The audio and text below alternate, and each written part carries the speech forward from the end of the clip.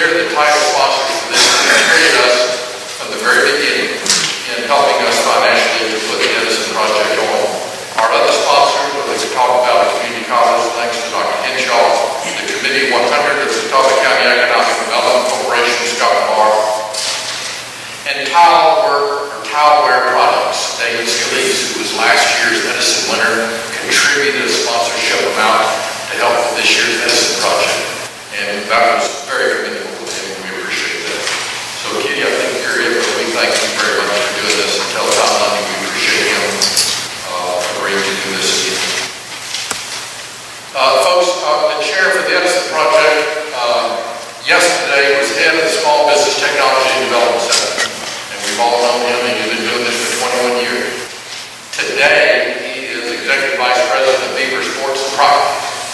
And that's a story that I'm not going to get into, because it would take me a while. But in a matter of a month, what a career change and what an opportunity for our leader for the Edison project. We all congratulate him. We're very excited. This is his first day with Beaver Sports Properties, and he is, I tell you, not Beaver's one lucky guy. That's 2,500 people to keep up with. And to manage sports and also healthcare and rock farm is going to be quite a challenge, but he certainly has the ability to do that.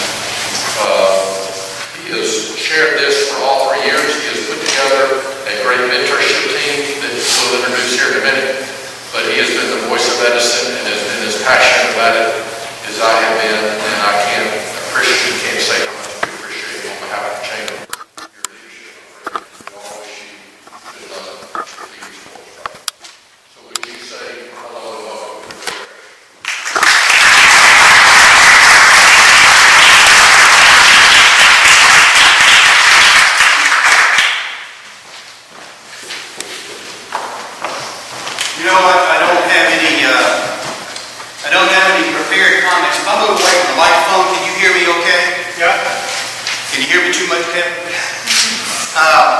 But you know what, we talk about entrepreneurs today, entrepreneurship, the ecosystem, all that, and we've been talking about it for a little while. But we didn't invent entrepreneurs in the last 30 years, or even 50 years. What we recognize and strive to assist today as entrepreneurs probably really got their start in the early 1300s. What I want to do for the next 2.5 hours is bring you up to date from the 1300s to now. I'm not really going to do that. What I would like to say is that we are very fortunate in this country, we're fortunate in this state, and we certainly are fortunate in the Catawba Valley region to have the awareness of entrepreneurs, that critical ecosystem that I mentioned, the fact that it is the driver of the economic engine in this country and will remain so. It has been for some time. It will remain so. We have recognized, I'd say in the last 25 to 30 years, that entrepreneurs, regardless of how creative and viable their ideas are, they also need capital, and they also need champions and mentors.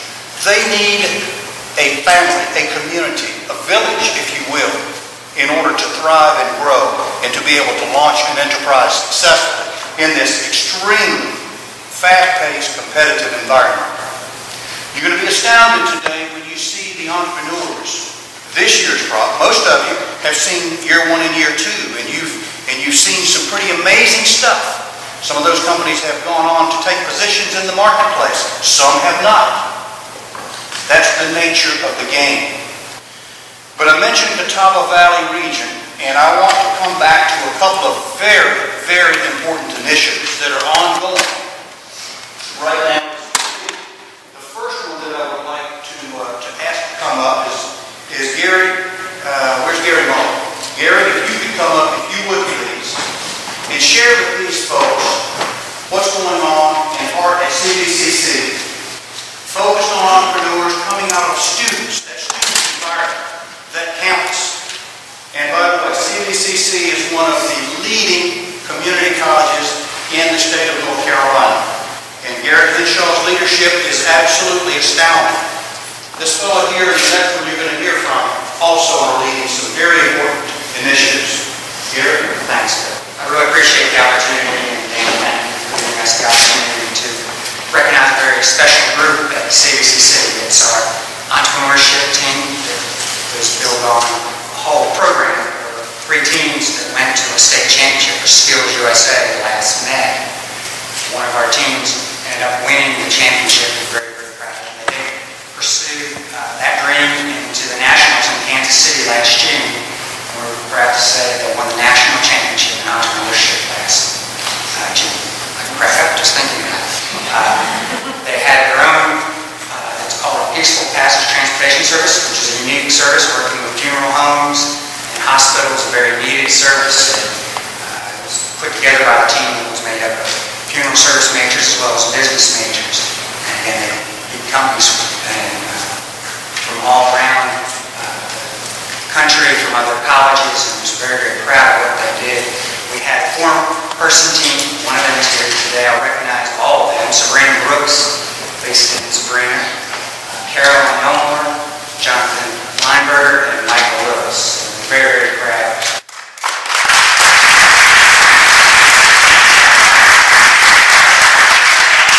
Thank you to our key faculty advisors of our institute who spent countless hours placing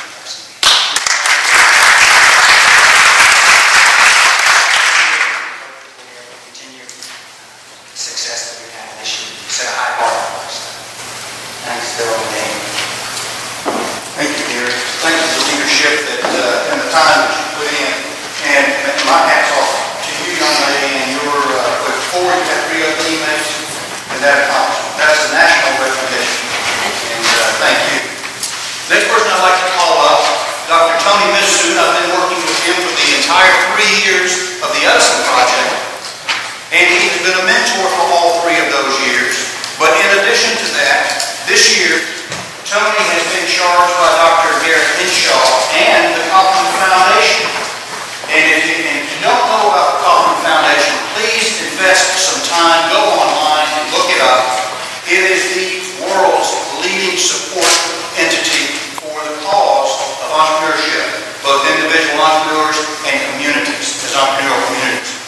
Dr. Missoud has been involved now for a little over a year with a program that is fostered and nurtured by the Kaufman Foundation. It's in 3 other places in the United States. And CBCC was selected to represent not just this area and not just CBC students in campus, but the entire state of North Carolina. So I'd like to ask Dr. Missoud to share a little bit about that with you. Back in January, when Catawba Community College was selected as one of the pilots, it was 1 of 3. There was one in Long Beach, California, 1 here, and 1 in Kansas City. It is based on the Lorain County Community College in Lorain, Ohio, had this system of helping entrepreneurs, funding, networking, mentoring, and a place to work. And Kaufman Foundation got into it and found out how interesting it was and gave them $1 million to duplicate their system in these 3 pilots. So what we've been doing for the past year is working on the system, learning it, and we just had our first info sessions about a week and a half ago, 1 in Fayetteville, 1 here in Hickory, and 1 in Charlotte. And the response has been overwhelming. One of the main reasons it's overwhelming is because it relates to pre-seed funding, which is extremely hard to get. Once you go through your family and friends and your own money, where do you go? You don't necessarily go to an angel or those types of investors. You seek out what's called pre-seed funding. And going across the state, all the people that we've talked to really recognize that need and are very supportive. In the 3 info sessions, we more than doubled the amount of people that had attended than what we anticipated, which was very positive. The application process started on the 18th of September 19th, and the response on that level has been overwhelming as well. So that process is continuing. There's basically, we're dealing with high-scale, high-tech, scalable companies in 4 sectors: agriculture, advanced manufacturing, healthcare, and IT. Those are the 4 sectors we chose, and the reason we chose those 4 is because around the state, those are 4 areas where our universities are well positioned and can get us technical expertise and evaluating companies. So we chose those 4. The funding operates on 2 levels. There's an Award A that is a $25,000 grant. And the second one is up to Award B, which is for up to a $100,000 non-recourse loan. The Level A award is for people just starting out with ideas. They're in the midst of filing patents. The Award B is for more advanced people to the point of trying to acquire customer acquisition, advanced prototypes, and that type of thing. So overall, the program's been well received. It is a state initiative. It's not just for Hickory or for Charlotte, but it's a state initiative. And we hope that the results from our first cycle will be real positive. The first cycle applications deadline is October 18th. And there's basically 2 levels of presentations they go through.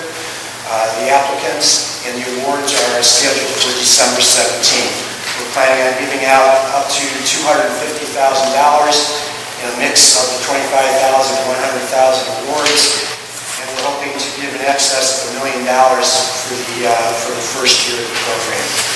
If you'd like to find out more, go to innovationfundamerica.org/North Carolina, and you can learn a lot more there. Thank you.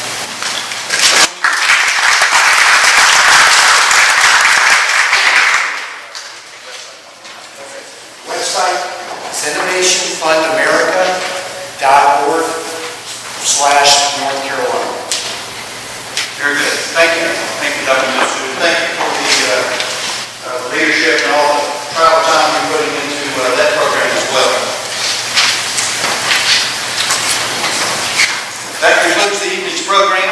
If there are any questions, I'll be glad to field them. I also want to give a shout out of thanks to the Hickory Daily Record for the wonderful press they've been giving to the entrepreneurs. In fact, he's reached out to the first 2 years and some of the current ones as well. And that's the kind of press that we need. And that's the kind of storytelling of the passion and the commitment of these entrepreneurs that's so important to the community to raise that awareness. So thank you very much to all the folks at the Daily Record.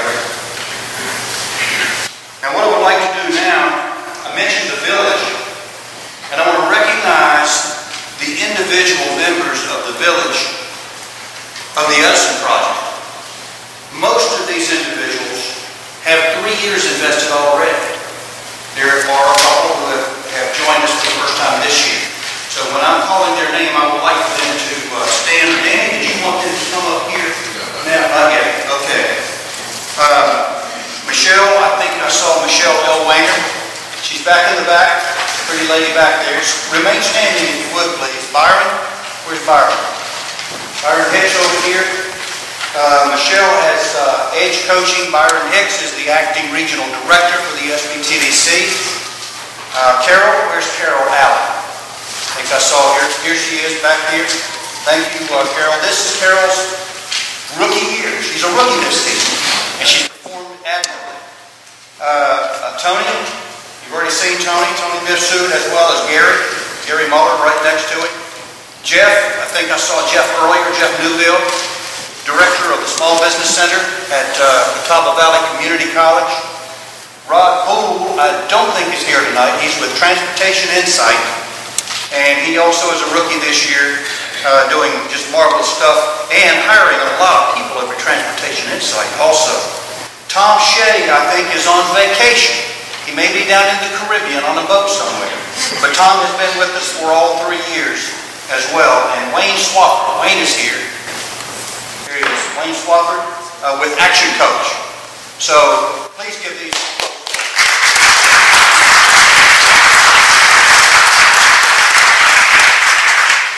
And I think Mr. Barnes, Madam Chair Barnes, is going to have to come up a little later in the program as well.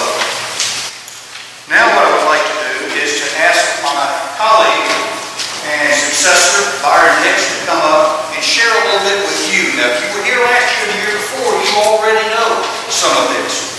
But he's going to share with you what the Edison project is about, the components, the content, how it's structured, and then we'll kick us off into the 5-minute pitches this evening. Thanks, Bill. For those of you that haven't been here before with the Edison project, it's been a great project. For our third year, it's been a lot of fun working with everybody. One thing we've done, we have people from all over the Unifor area submit executive summaries. This was back in May and June.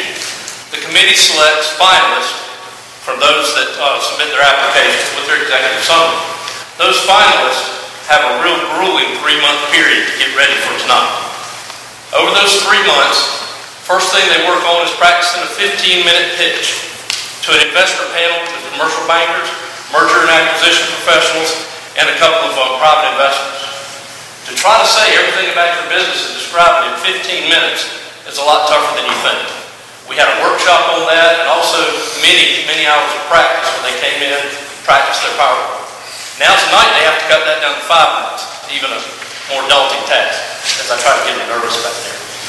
Then after that portion is worth 50% of the grading on this. 40% is for the business plan. They had to write a business plan, 12 pages of content plus their appendix and any charts and graphs and information they have. The committee then read over those and ranked those accordingly.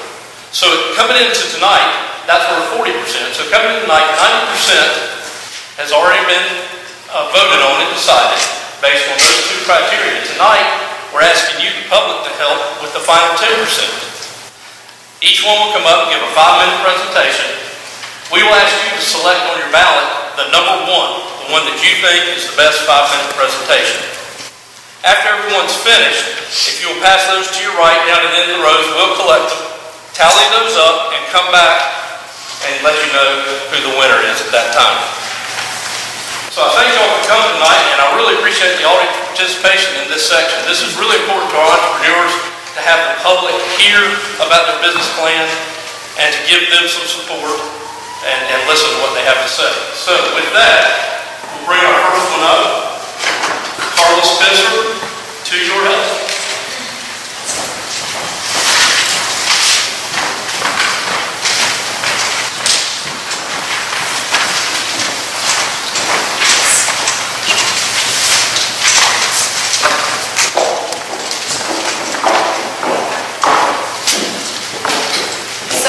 Start the timer. Can you tell me? Can you hear me?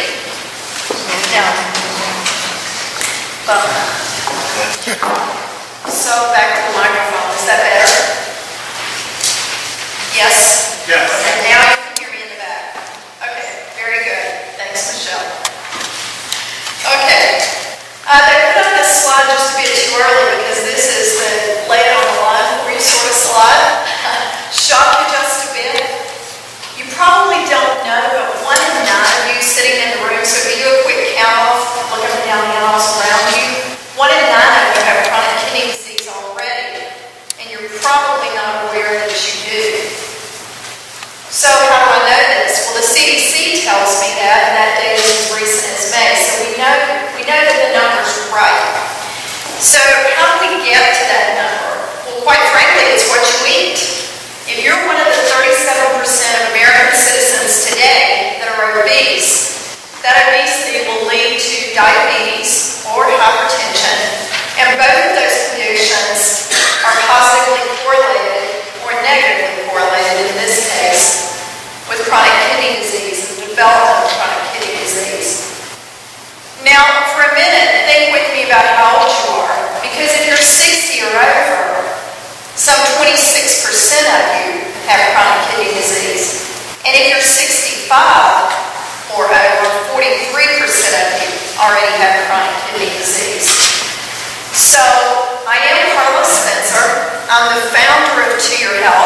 I'm a registered dietitian, a licensed nutritionist, and I work with a team of other registered dietitians and software engineers to bring you a solution. So who is to your help?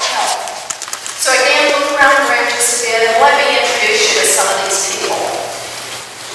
There are people with hypertension, and hypertension, as you know, is known as the silent killer because it frequently is. There are people with diabetes. There are about 79 million pre-diabetics today, about 26 million diabetics, and 1 in 3 of those people already have chronic kidney disease. There are the caregivers and the families that support these diabetics and these people with high blood pressure. And then the other people that are helped with this solution are the healthcare professionals. Everyone from primary care physicians to other dietitians, nutritionists, rehab coordinators, discharge planners, all are impacted by this solution. So let's talk specifically about how To Your Health can help with chronic kidney disease. So what To Your Health is a web-based solution. It's a subscription service where for $9.95 per month, you can access meal plans, recipes, and grocery lists. Those grocery lists are assembled from the specific recipes and menus that the subscriber chooses and based on their individual preferences. Those are downloaded by the individual, printed off, used as they choose, or the grocery list can even be sent to a mobile phone. So what exactly does it look like? And here's the exciting part, at least for me. So here's what the home page looks like. And if you look across the tabs, you can see there that basically once you set up an account and you are a subscriber, you can log in. When you originally set up the account, you do it with an intake process, so you state your preferences. So if you're one of the many people who really don't like broccoli very much, that's okay. You don't have to eat broccoli. We'll substitute cauliflower in, and you'll be fine.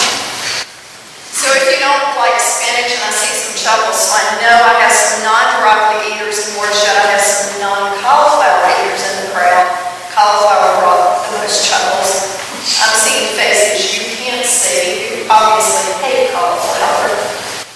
So with the intake form, we have the ability to reflect those preferences. So here's what the recipe page looks like. Again, you can search in any way you'd like to. You can browse randomly. You can search by specific nutrient. But the important piece is the time is now, folks. Chronic kidney disease is life-altering. It is life-threatening. For less than what you spend on a cable bill on a monthly basis, or $119 per year, you can access a service that will improve the quality of your life, reduce your medical expenses, and prolong your life. Thank you.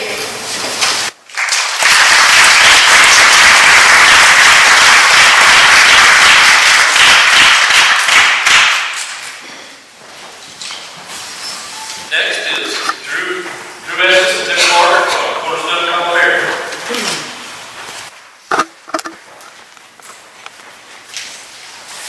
I'm only coming up here in case it passes out. Talking about vineyard.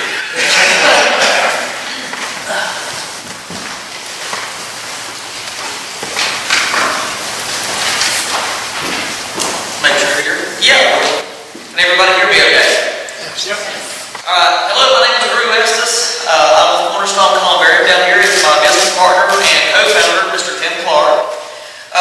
We're very excited to be here today to speak to you about our passion at our company, Cornerstone Colorado and Cremation Society. Our mission is to provide a simple, dignified, and everlasting alternative to the traditional burial and funeral services that most of you already know about. And everyone, everywhere is a potential client, as well as your pets, or animals in general for that matter. Cornerstone provides an ecological, a cost-effective, and yes, an upbeat solution to old-school end-of-life traditions in the uniform surrounding areas. Basically, we continue the celebration of life. A lot of times when someone dies, they kind of feel bad. It's kind of a morbid thing So again, what we want to do is remember that, memorialize that person, and make sure that their memories and their legacy lives on. We will offer full on-site cremation services, a cremation of life, or a celebration of life facility, which allows families and friends to reflect, gather, and memorialize the loved ones passing and the legacy that they leave behind, and custom-built columbarium for the Unifor and the surrounding counties. And a lot of you are probably wondering, what is a columbarium? What is columbarium? A columbarium, a single columbarium, is plural. What it is a niche wall. It's a structure that can be a freestanding structure, kind of like what you see here in the picture. It can be in a township through like a VA memorial. It can be in a cemetery, at a church, at a private or public cemetery. We even have individuals that we build on personal lots or family lots as well. Again, we build these structures at churches, cemeteries, and municipalities throughout North Carolina. And just like our columbariums, which houses the urns or the ashes of the loved ones, every aspect of our service is completely customized, from the design and construction of the columbarium to the personal service and tributes offered through the cremation and other services at the Celebration of Life facility. So why cremation services and why now? Well, out of the past 2 years, and we've been working on this for about 2 years, we have done endless amounts of research. We have done sleepless nights. We've looked everywhere. What we've come up with, the statistics show that 10 out of 10 people will die. That's something that we found out. There's no way around it. That has an expiration date. That's the day that people kid about. You know, there's 2 things in life you've got to do. You have to pay taxes and die. Well, the IRS has got the taxes side, except for today, I'm not sure about. But again, this is something that a lot of people don't like talking about. We don't really get to choose how we come into this world, but we can choose how we go out. The problem that we face today is that we're literally running out of land. There's more and more cemeteries like what you see here. In fact, in our direct market alone, there is over 1,000 churches that have cemeteries, and most of these cemeteries are either at or nearing capacity. The Asian baby boomer market, which a lot of people are right now, we're looking at basically the largest death rate or the largest mortality rate over the next 20 to 25 years. So we're already facing an overcrowding problem as it goes along. It's just going to get worse for years to come. So as you can see, the solution lies in the cremation industry. Cremation is environmentally sound and increasingly attractive to the baby boomer and green generations, as well as the generations that follow behind them. Also, the ties to tradition are becoming weaker. Cremation is accepted by all Christian religions as well as many other religions. And then there's the number one reason, which starts most fads, cost. Cost is a huge thing, especially over the past 5 or 6 years. With the falling economy, cost is something that's on everybody's mind. Cremation is economically smart, often 1/3 the cost of a traditional service. In fact, the national average of a funeral today is between $10,000 and $12,000, where cremation services are usually between $2,000 and $3,000, which is about 1/3 of the regular cost. Also, our separate facility, but equally valued pet facility, will offer another void in the marketplace for our 4-legged furry friends. Along with our veterinary partners, we plan to provide direct and individual cremation services, as well as celebration of life services and services for their families and their furry children. Basically, at the end of the day, we want our guests to say, I feel better for being here. I've been surrounded by friends and family and have celebrated the life of a loved one. At Cornerstone, we are changing the face of the death industry. In fact, we're changing it into the celebration of life industry, because memories live on forever. And again, we thank you for coming out today. We thank you for this experience. We'll see you soon. Thanks a lot.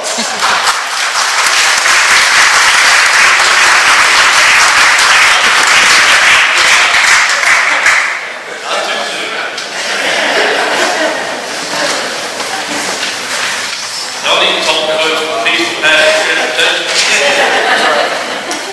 All right, next we have QRB Systems, David Hunt.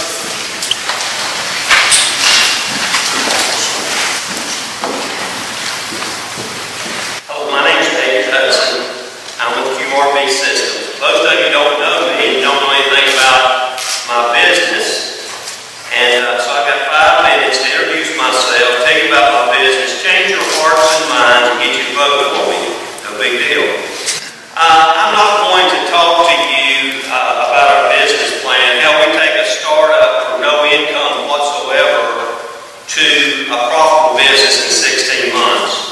I'm not going to talk a lot about the business developments and the methods we use to teach financial advisors and attorneys to work together for the 7 out of 10 of you that don't have a proper estate plan, and how they can increase their business 50 to 60% in the process.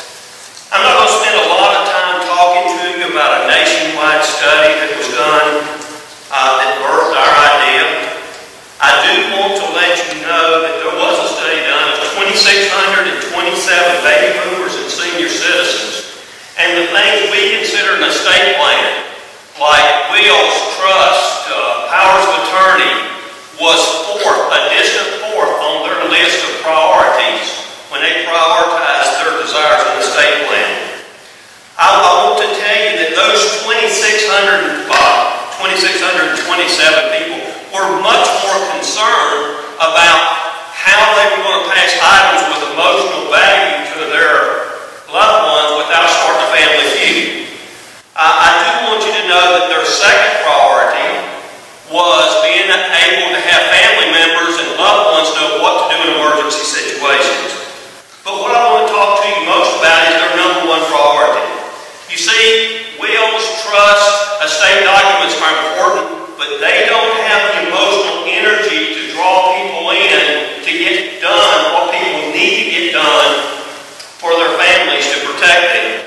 Their number one priority and what they worried most about was how to pass their values and their life experiences to the next generation. Our QRB system has addressed all of those. We know how to talk to people about legal documents and help them understand the harsh consequences of not having those legal documents.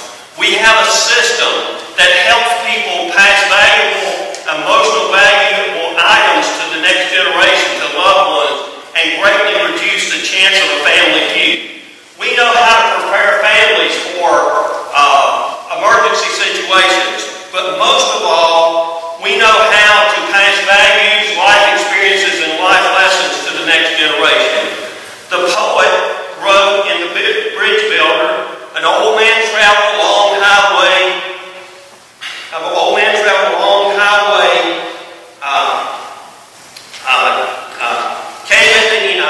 came in the evening, cold and gray, to a chasm vast and deep and wide, through which was flowing a sullen tide. The old man crossed in the twilight dim. The sullen stream held no fear for him, but he turned when safe on the other side to build a bridge to stem the tide. "Old man," said a fellow pilgrim here, "you're wasting your strength with building here. Your journey will end with the ending day. You never again will pass this way. You've crossed a chasm deep and wide. Why build you this bridge at evening tide?" The traveler lifted his old gray head. "Good friend, the path I have come," he said. "There follows after me today a youth whose feet must pass this way. This chasm that has been knocked to me, to that fair-haired youth may a pitfall be. He too must cross in the twilight dim. Good friend, I'm building this bridge for him." If you think about that person that you love most that's gone, you may be your grandfather, your grandmother, your mom, your dad, your brother, your sister, or friend. If this disc right here contained a DVD recording of them, telling you about their memories, their values, the lessons they had learned, what would this disc be worth to you? But would it be worth your vote today? See, once in a while in a generation there comes a product along that can change the direction of a generation. We have that product. And I'd ask you today to help us change the way estate planning is done. We would ask that you vote for our QRB systems. Thank you.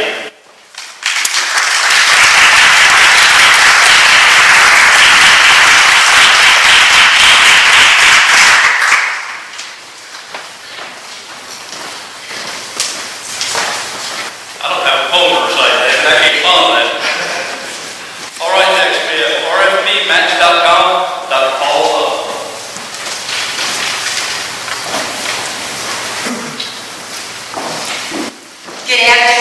My name is Paula Love, and for over 40 years, my career has focused on helping others find funding, and I have a love for doing that.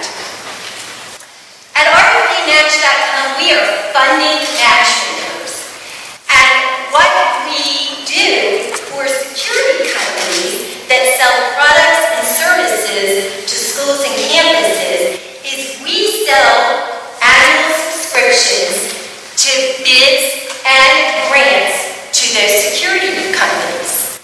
And why are we focused on security? Because sadly, school violence continues to escalate in our nation. And like you, we want our schools to be safer and more secure. But we're also funding experts, and we know how to follow the funding.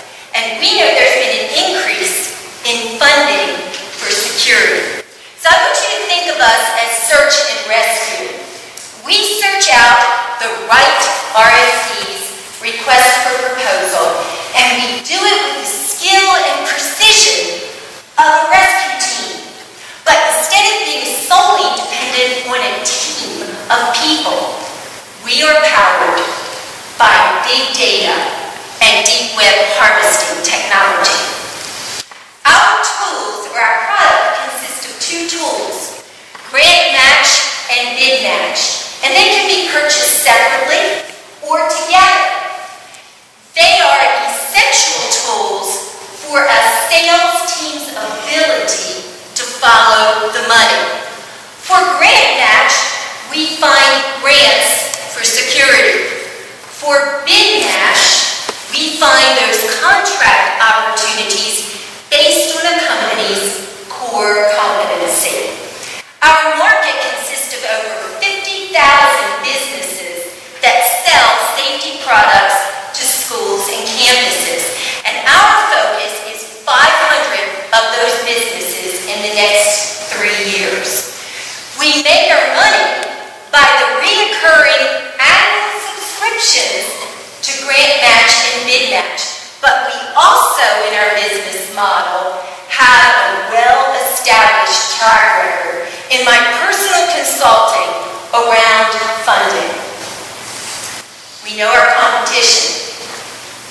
And we know that our competition only touches the tip of the iceberg because none of them go deep into the web. And I know this because I worked in executive capacities in 2 of these companies. So I know what they do, and I know what we do better.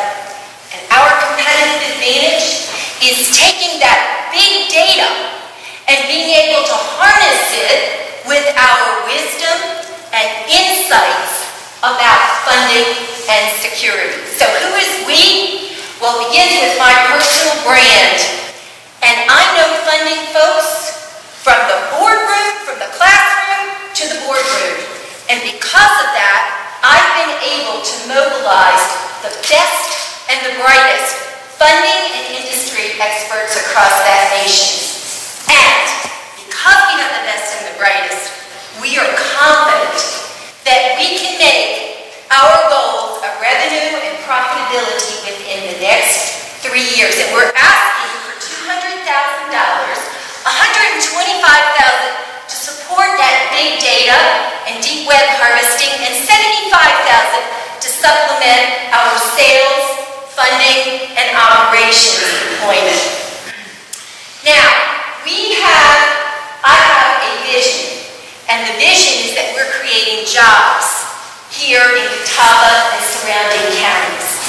But I also have a personal interest in cultivating talent. And because I taught college courses and I've utilized interns, I know the importance of investing in our future and our future workplace. So let me leave you with this final thought. The next time you walk into your child's classroom or drive past that campus, know that RFPmatch.com might have been working behind the scenes to get that money to ensure the safety of our students inside. Thank you.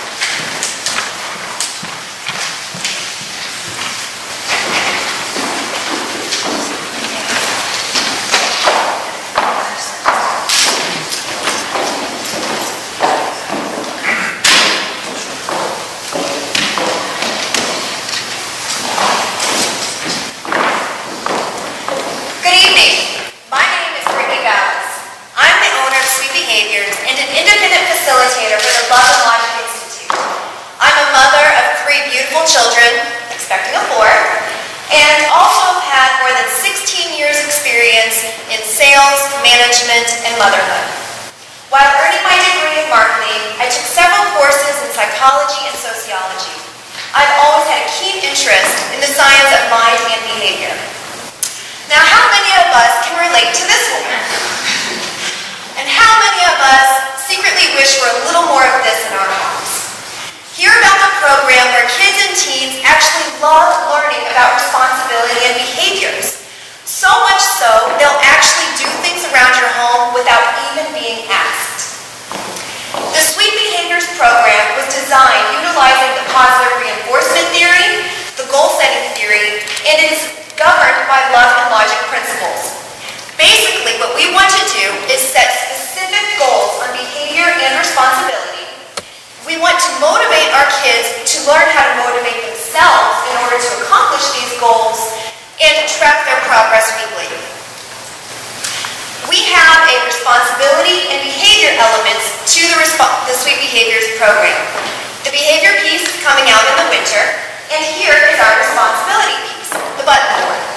How it works is each week, every kid or teen is assigned a goal responsibility to master by practicing it every day. At the beginning of each day, everyone starts on buttoned-up status, meaning they have to earn their privileges, such as outside play, friends, TV time, you name it. After they complete all of the tasks in the goal schedule and they have relocated the silver buttons to the open shirt, then they have earned their unbuttoned status and may enjoy their privileges. Now this is the fun part. They can decide for themselves, go enjoy themselves, have a great day, or they can choose to go above and beyond and complete extra tasks in order to earn button bucks. Button bucks are redeemed at the family shop once per week, and we encourage kids and teens to shop individually at your own family shop. This will allow parents to have a 2-minute conversation with their kids, assessing their goal responsibility and goal behaviors using our progress pad sheets. With the behavior button, a goal behavior is assigned each week to be mastered throughout the week. After the behavior is displayed, the child is then instructed to give himself a button by pressing the up arrow. Likewise, if a negative behavior occurs, then he is instructed to take away a button by pressing the down arrow. What this does is it creates ownership over their own behaviors. At the end of the day, the remaining number on the LED screen then translates into earned button bucks to be redeemed at the family shop. The overall goal for the Sweet Behaviors program is to teach our kids and teens healthy habits. We want our kids to get into the habit of working hard, learning how to motivate themselves in order to go above and beyond expectations, and we want them to know how to intuitively display desired behaviors. Additionally, they will also learn how to manage money and appreciate the purchases they've purchased for themselves. The Sweet Behaviors program is more than a chore chart. It's an entire program. We have positioned ourselves with the educational program market. Our product packages range from $134.50 to $265.05, depending on the supporting products purchased. There are 3 ways you can purchase your own Sweet Behaviors program. Contact us directly, sign up for your own personal group presentation, and the 3rd way to learn more about the Sweet Behaviors program is to register for one of our Love and Logic class rep series. The next Love and Logic class series will actually begin this Monday, October 7th at Bistro 127. You will experience 6 exciting classes, including different tips, such as how to teach your kids to learn from their mistakes the first time. We want them to get mad at their own poor choices instead of mom and dad. We don't want them to repeat that mistake in hopes of not getting caught. To register, contact us by emailing or calling us directly. The Sweet Behaviors program, of course, is valuable for kids and teens. However, the program is also valuable for parents because it allows us the opportunity to enjoy the process of parenting. Thank you so much for your time, and I sincerely hope you have a sweet week.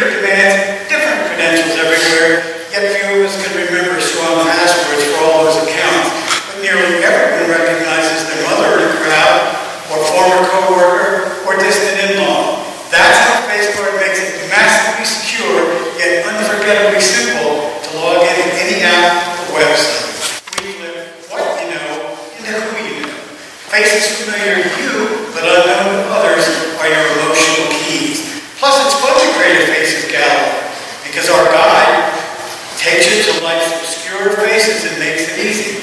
Later, when you're logging in, FaceCard displays random panels of portraits.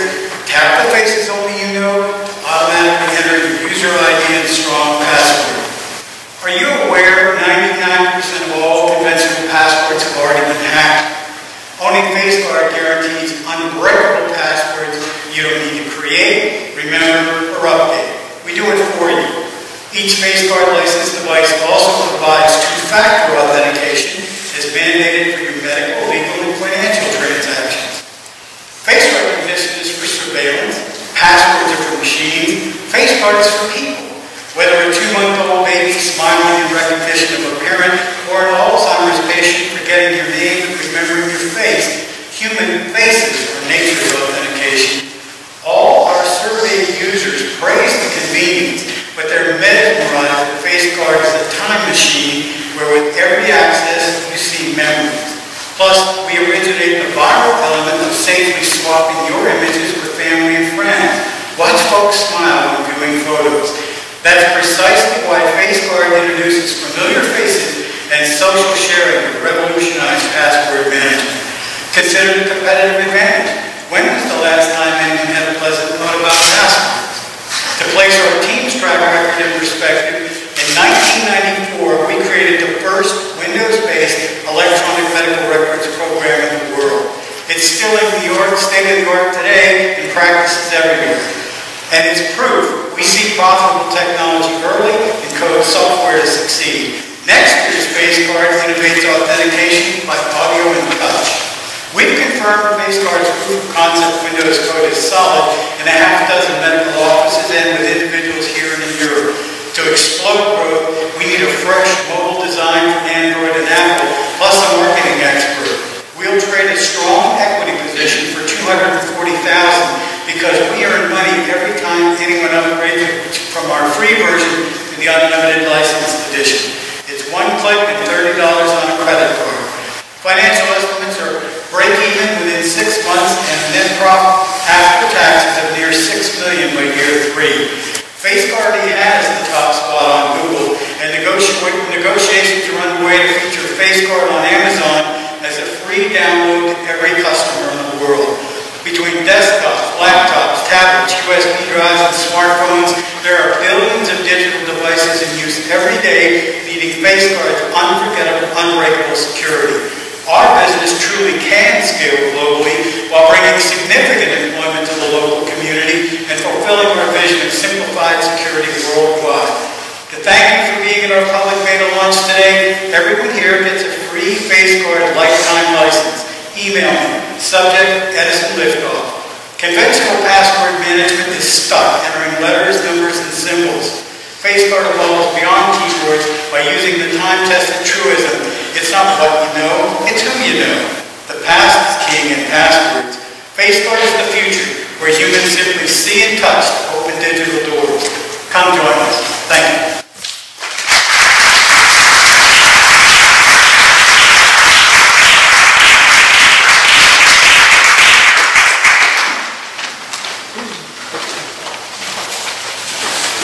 All right, next we have The Mesh with Al Jackson and Mary Margaret Bailey.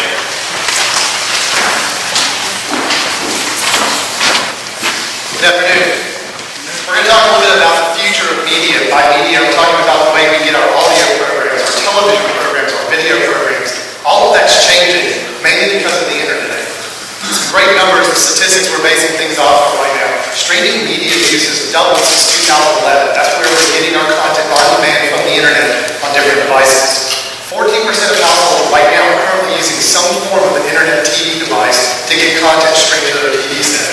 And worldwide, those TV device sales are expected to double annually until 2017, where they'll reach 330 million people at that point. It's definitely the way the future is going and how we get our content, our audio and video media. The great technology behind this, though, is what we call push technology. It's the idea that people can subscribe to the shows and programs that they're interested in and have that content pushed to them, to their devices, whether it be smartphones, tablets, social media platforms, or internet TV devices. And another way of looking at this is the word called podcasting, which is allowing producers all around the world to create this content and then push it out to people to where it can hit those devices that they prefer to use to watch that audio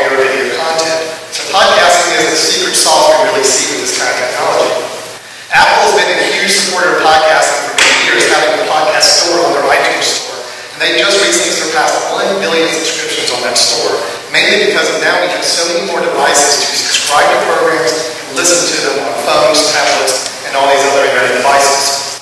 But the real challenge is that now we've got so much content going up on the internet. How do we sift through it all? How do we get to the point of putting in front of people the content that they actually want to see and follow and subscribe to? And that's where the mesh comes into play. So what is the mesh? We are an internet-based media network of programs. We have original and redistributed content, and we're subscription-based. Our primary categories are around business, sports, news, and lifestyle, and there's lots of different ways you can listen to us. We are also low cost of entry versus high visibility and distribution, so a little bit in for a lot of return. Here's those ways you can listen to us. We've got the Mesh website, the YouTube channel, Stitcher Radio, Apple iTunes, other podcast apps, and TV sets in the future.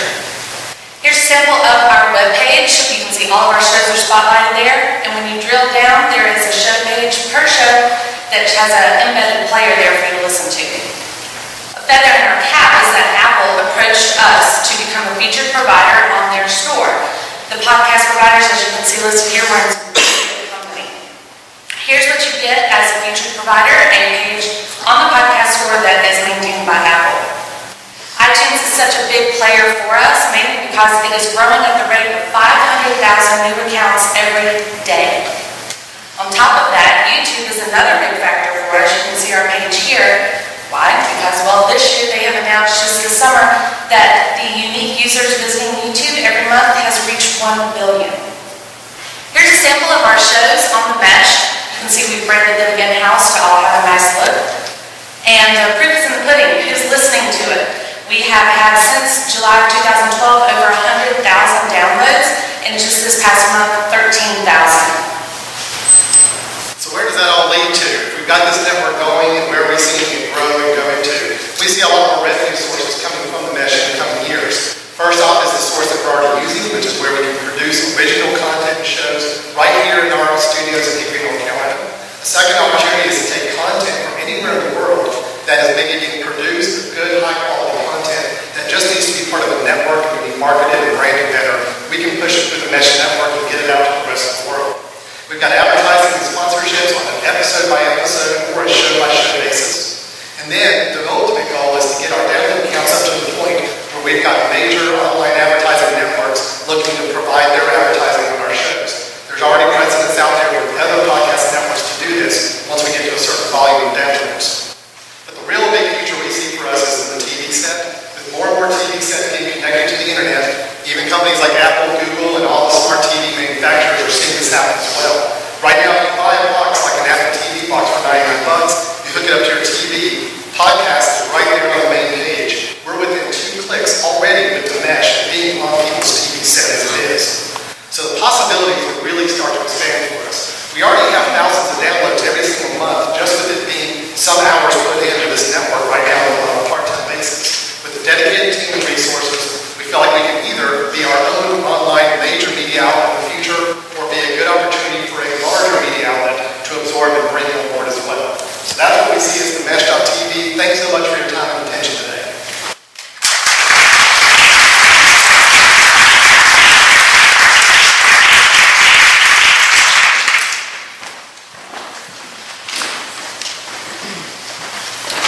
All right, and last but not least, Bioenergy Pro, David Walker.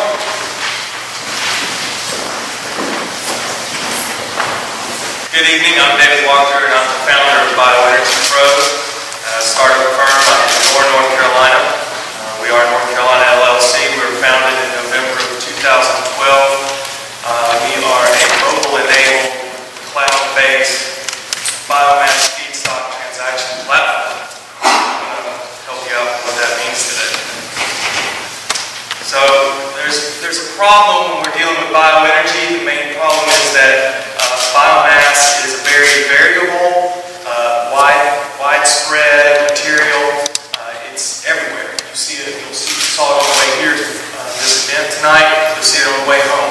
It's on the sides of roads. It's in farm fields. It's in factory lots. But that material is not all the feedstock. A feedstock is a biomass material that meets a certain specification. And that specification is very important because inside of these radii, a conversion facility must source its material. And again, that biomass is widely dispersed. It's not qualified. It degrades over time. And so energy projects without biomass contracts are not financeable. Banks won't touch it if they don't have a long-term feedstock agreement. And the lack of transparency in the market. A guy says he has good feedstock, maybe he does, maybe he doesn't. But if it shows up at the factory and it doesn't meet spec, it causes a low refusal and it creates downtime. And so with all these things taken in sum, biomass is not a commodity. It does not have standardized parameters to operate within like your November corn out of Iowa. Some of our competitors have tried to tackle this problem, and essentially they have created Craigslists or classified ads for biomass feedstocks. Our primary competitor is the Minneapolis Biomass Exchange, and they offer essentially a free service to list your biomass, but they have no qualification data available. So what we envision is taking a USB-powered handheld device that connects to a mobile phone or a tablet, and you can scan that biomaterial in the field. That geolocated, pre-qualified material is uploaded to a user profile, which then becomes visible to the buyers. The buyers determine whether it meets their spec, is it within economic range of them, and then they do a bid-ask negotiation on the platform. We can push market them while they're in this process at certain points so that we can create a referral network to drive value as well. Once that feedstock is contracted, it generates for our firm somewhere between a 1.75 to 4.75% transaction fee, which is it's based on their transaction volume annually. And several layers of value were created. The reliability of the supply chain is not to be underestimated. That contextual data, that uploading that pre-qualification, that chemical data allows for a transparency to evolve. That supply chain becoming more predictable makes it more insurable. That comfort of knowing the reputation of who you're dealing with, because we're going to have on their user profiles, you'll be able to rate that user so we can know if you're honest or not. And then over time, we're going to build a set of historical data which creates these commodity classifications. These parameters evolve so that we can begin to trade this more and more like a commodity. And then improves the ability to get sustainability certification, and it's timely and relevant to these micro markets. Now, our market size is pretty substantial. Right now, it's 225 million tons of biomass traded in North America annually. Over time, that's going to scale to about 400 million tons by 2020. That creates a significant amount of revenue for us. We're looking at a 2% market share out of the gate. In 2014, creates about $300,000 in revenue. And by the time we get to 2020, we're looking at 30+ million per year. We have a strong team in place. I've been working on this since November, and I have a PhD in high-performance computing. I have a CFO who's been working with me for 2 years. I have a graphic designer. But we need to add to that team. So we're asking for $1,075,000 over the period of 18 months on 3 separate tranches on milestones. Our first milestone will be this fourth quarter with the prototype and beta release in quarter 2 of 2014 and a North American launch. We're Bioenergy Pro, and we are mobilizing the biomass industry.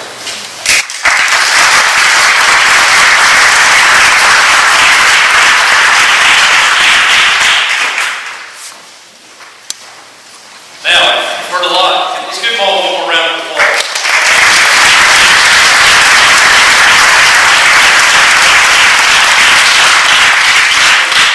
Now, in just a minute, I'm going to bring Bill back up here, but I wanted to let you know something exciting from last year. I believe we have snacks and some things outside for you while we're tabulating the ballot.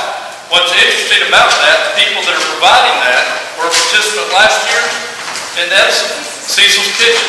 So we're real excited that someone that presented last year and participated in Edison has gone on to start their business and is actually providing our snacks and refreshments for tonight. Thank you, Larry. So now you see why I and the other mentors are so excited about Edison Project and why we put the time in and why we feel blessed to be able to do so. I think you do. Here's what I want you to do. You have your ballot? Don't write anything on it yet. I'll tell you what I want you to use as your metric. You saw 8 wonderful presentations. I want you to think about how clear, how concise, and how compelling each of them were. How convincing it was that they had the ability to enter the very competitive marketplace, to be able to scale. How viable is the business into the future? Can they do what they are envisioning doing? Not necessarily them by themselves, but can they create the team? Can they put a team of talent together to enable their vision to come to fruition? We want you to pick one and only one. That's the one that you think has the highest promise as a business enterprise. Pick yours, pass your ballots down to the right, down to this edge, and this edge of the row. And then go and enjoy some refreshments provided by one of last year's contestants. Any questions? Ballots. We need some more ballots in the auditorium. If you'll hold your hand up, we will have a ballot or a $20 bill presented to you under your wick.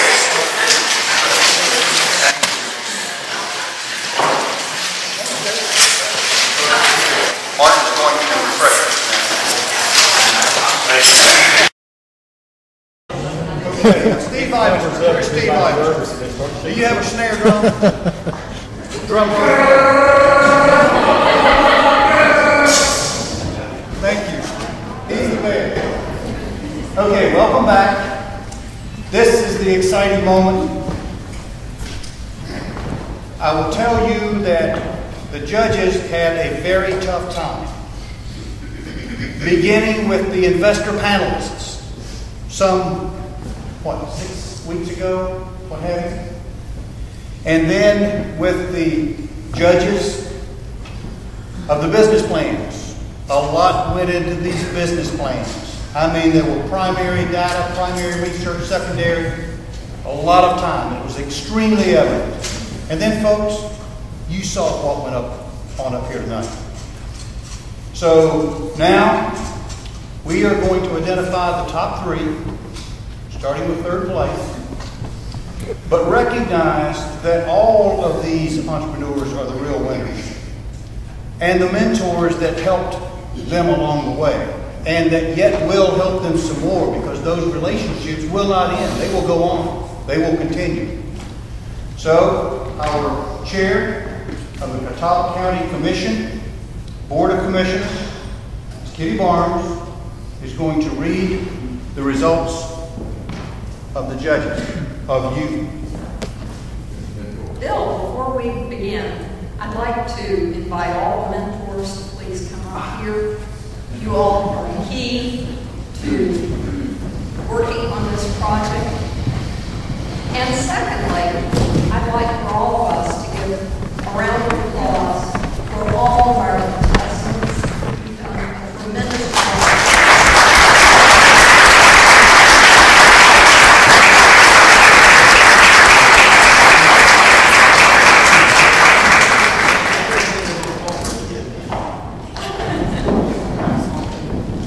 It seems like this is the 3rd year. I've been here every year.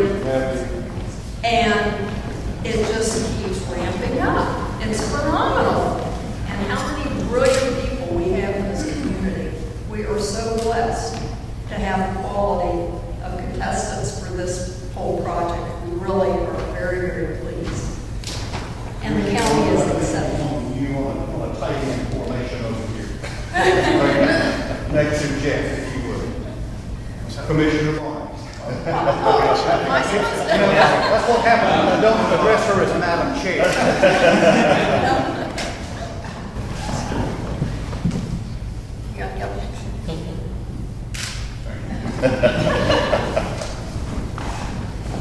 We're going to begin in third place, and at this time I would like to announce Bob Haddon, Face Guard Software, as our third place winner.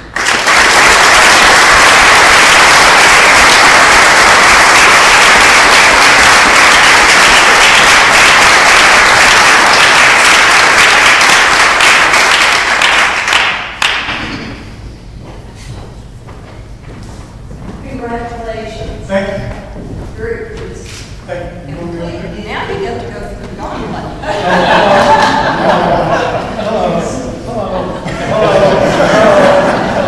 I know you.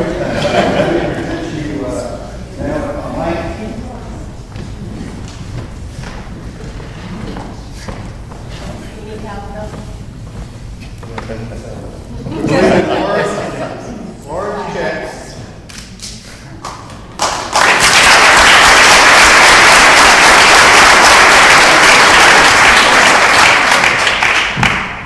Congratulations. Our second place winner is David Wechter, Bioenergy Pro.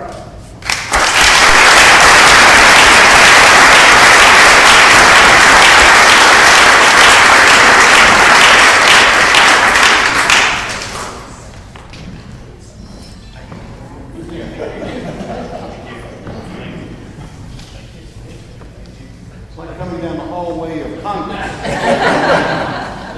Give me the money.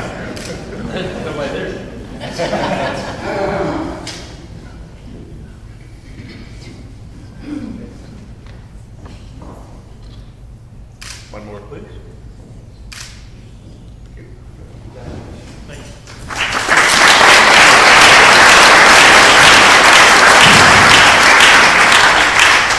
Now for the first place winner, a little bit of a drum roll. We'd like to recognize Alan Jackson and Mary Margaret Davis.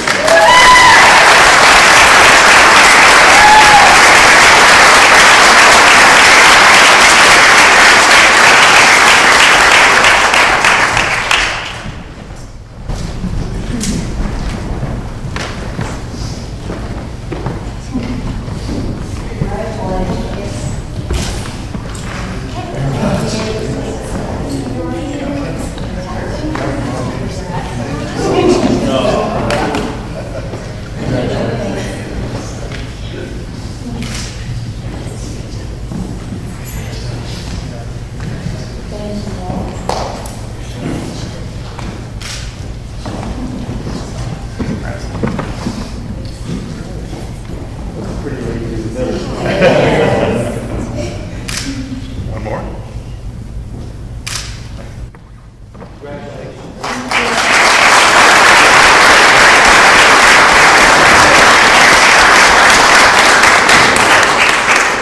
Thank the Chamber for continuing this process. I would like to encourage all of you to stay up to date on the Innovation Fund.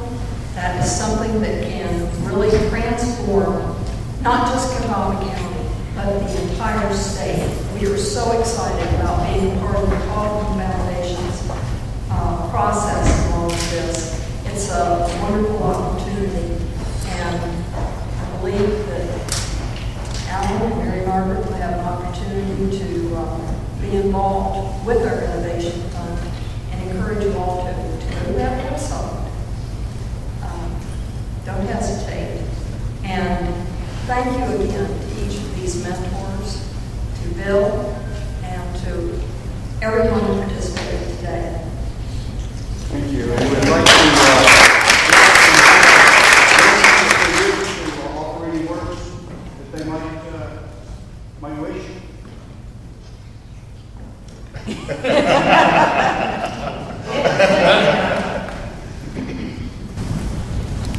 I'd just like to say that as an entrepreneur, I know how hard it can be going through all the ups and downs, waking up in the middle of the night, wondering if you're going to make payroll, or if your wife is still there.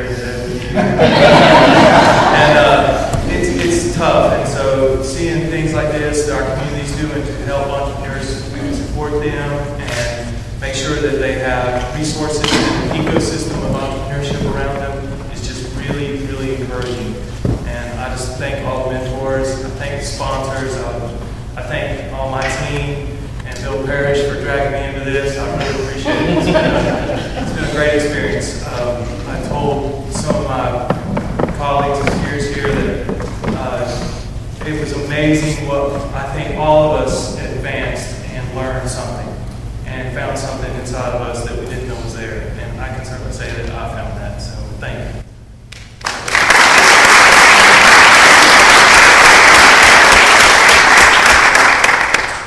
I don't need the mic, I was just going to say thank you very much. We had a blast doing this and tested our brother-sister relationship sometimes, but drew us a little bit closer as well. So thank you to Tony, our mentor, who's blunt and honest and made us really dig down deep into some things we weren't comfortable with.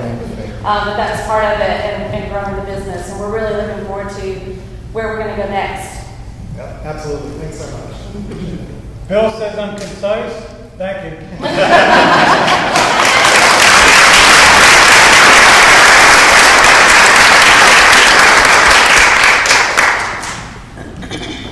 Well, with that, we will stand adjourned, and I thank you for being here and playing a key role in Catawba County entrepreneurship. Thank you, Tom. Thank